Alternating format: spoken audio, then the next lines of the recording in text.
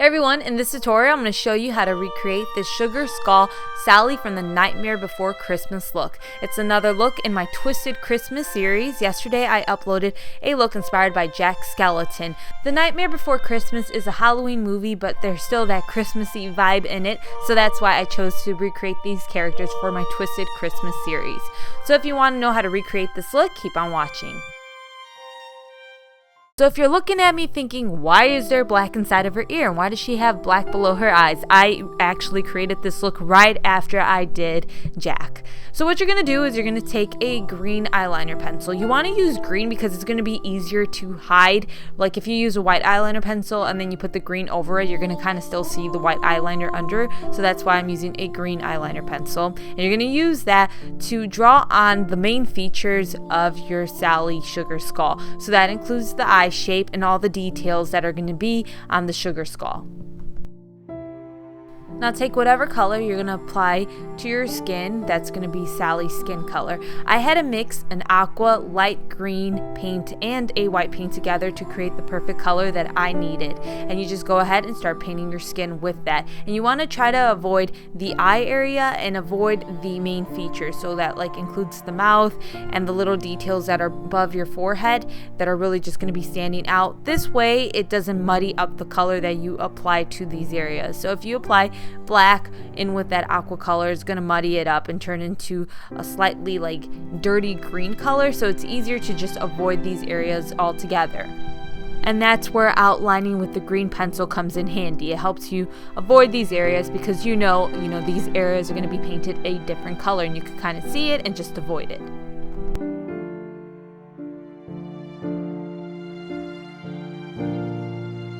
Now I take a lilac body paint and start using it to outline some of the details and paint some of the details on. I'm not painting in all the details with the lilac color. I'm going to also be using a yellow that you're going to see me use right after this. For a complete list of all of the products used, you want to make sure you look in the description box below. I was inspired by a certain picture of Sally to create this look, so I'll link it down below. It's a drawing somebody did of Sally as a sugar skull, and it's so beautiful, so if you want to see it, I'll link it down below. And the main brushes I'm using to create this look are Madeulook By Lex. Those are the like aqua blue color brushes that you see me use, and then Royal Langnickle. And all the other brushes that you see me use beside the Madeulook By Lex are Royal Langnickle, and you can get those at Walmart for really cheap. You want to use like a gold tackle one or acrylic kind. They're really awesome for face painting and they're really inexpensive.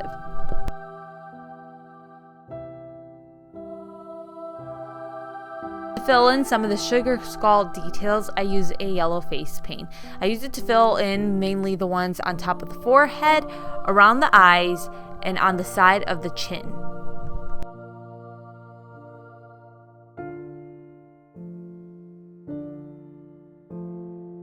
For Sally's lip color, I mixed a red and pink body paint together to create the color that I wanted.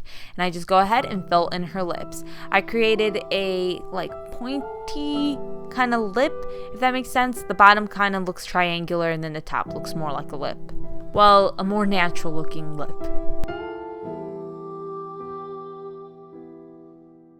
Take a black face paint and use it to outline the eyes. You're not going to paint the eyes with the black face paint. You're going to end up using a gray face paint there. You're also going to use the black face paint to paint on the nose and to outline some of the details. Now you don't outline the details entirely. You just add some strokes here and there wherever you see fit.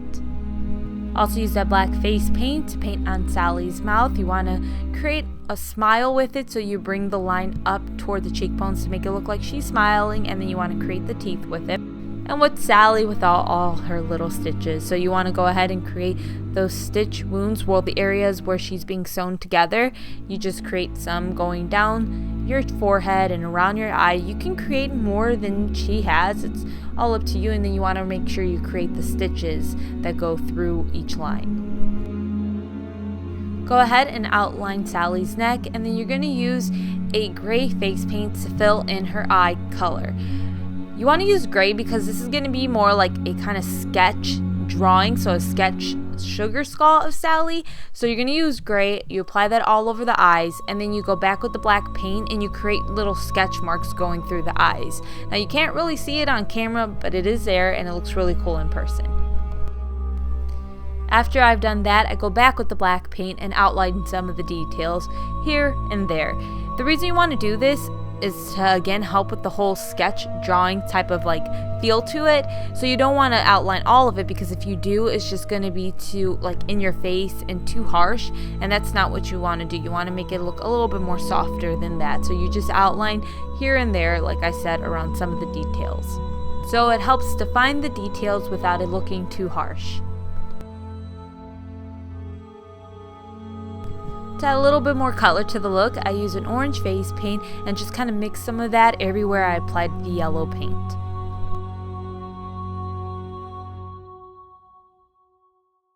Moving on to Sally's clothes. Go back with the black face paint and use it to paint on her dress. And then you're going to use the black face paint to cancel out any skin that you don't want to be showing. So any skin that is around the dress.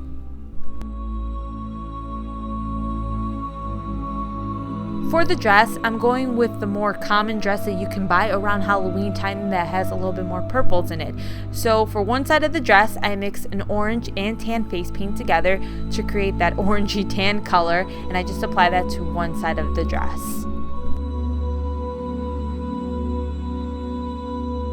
Onto one side of the sleeve, I start applying the orange stripes that are on her dress. So you just want to use a brush to create some stripes. Onto the right side of the dress, you want to take a purple paint and use it to paint that side. Now you want to leave some skin showing through it, so you kind of paint it on kind of blotchy, because we're going to create highlights, and the highlights are what's going to make the dress look a little bit more realistic. So I mixed the purple paint in with a little bit of white paint and applied that over the areas where I didn't apply any of the purple paint.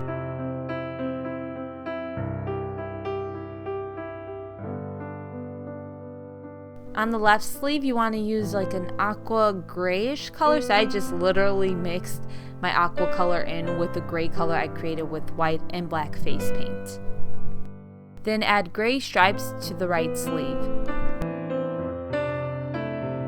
I then go back with the black paint and use it to thicken around the collar of the dress. The reason I'm doing this is to start creating shadow around that area. Now it's time to just blacken out the skin that is around the dress, so you want to cancel out your natural skin tone.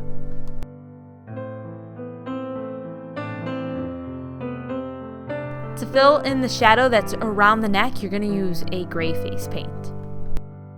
Go back with the black face paint and use it to create the stitching that is around the dress. So you know how her dress is all just put together, it's raggedy, it's put together from different pieces of fabric. You want to create that with the black face paint. Then use the black face paint to create swirls on the purple side of the dress.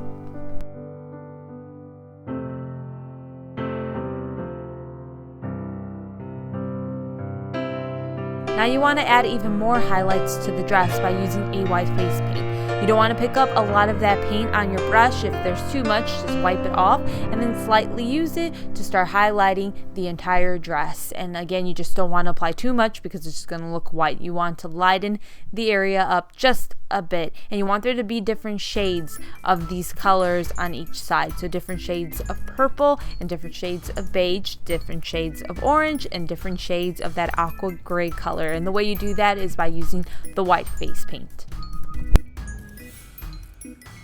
To highlight the stitches, just use your white face paint to create streaks that is going through the stitches.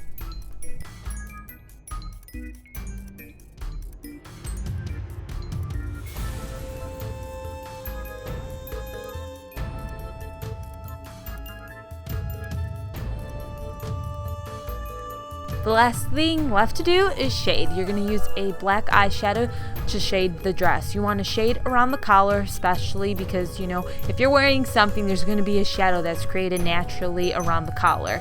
And you want to shade around the dress and around the face. You don't want to use too much black eyeshadow. So if there's too much black eyeshadow on your brush, you want to make sure you wipe some of it off and then you start applying it to the face paint. If it's too black, once you apply it onto the face paint, it's just going to be too black and it's going to be really hard to blend out. I'm using an angled brush to shade around the edges of everything, and then when I shade on the face, I use a fluffy blending brush so I can make sure that I don't apply too much black eyeshadow to that area. use the black eyeshadow to shade on the dress. It's kind of going to create a wrinkle feel to it, so like there was natural wrinkles on the dress, and you can see once you shade and you highlight on the dress, it makes it look more like 3D, like it's kind of popping out a little bit, like there really is those wrinkles in there, rather than just leaving it a purple color and a beige color where it just like looks so flat.